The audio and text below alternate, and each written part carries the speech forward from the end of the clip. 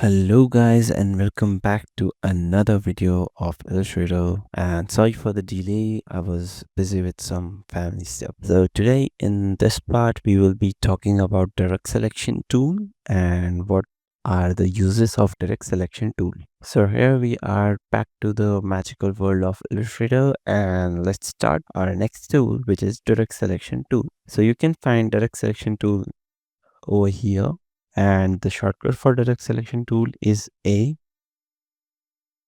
and this looks like an selection tool but just an inverse color of selection tool. You might be thinking, like, if we have a selection tool, then why we using direct selection as a different tool? We could have created two selection tools and we could have merged it. So the reason for using direct selection tool, so suppose you have created few shapes and now you just want to change the anchor points of this shape. Like, this is the anchor point of a square, so I just make a selection around the point and see, I can move it freely. I can change the position of anchor point from this selection tool, which was not possible with the normal selection tool. If I am using the normal selection tool, I cannot change these points. This is where we use direct selection tool to change the points manually. So this was the basic part, and we have some curves from pen tool like this.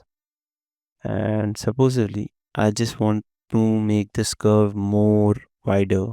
So I would just jump to selection tool, which is A in shortcut. I'll just jump to it and then just click on it. Here you can see we can change the anchor point completely with the handles. We'll talk about these Bezier handles in our pen tool class, which will be in depth about pen tool and all the curves we can handle with this Bezier handles. For now, you can understand how we can select individual anchor points of a pen tool path, and you will change it accordingly to the preference you like. In selection tool, we also have a group selection tool. For example, if I'm using normal selection tool and these items are grouped, then all the items are selected and we cannot select individual cube without going into the isolation form, and this is a long method and all. For now, press ESC and I'll just get back to the normal form and I'll select group selection.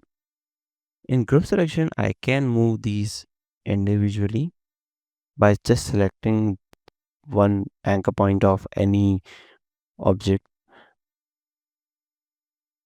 like this. So this is group selection, which is used to select items from group individually, and this is direct selection, which is used to manipulate the anchor points of a shape to change the geometry of the specific shape according to the designer's need. That's it about direct selection tool, and we'll be discussing next our magic wand selection, so stay tuned for that.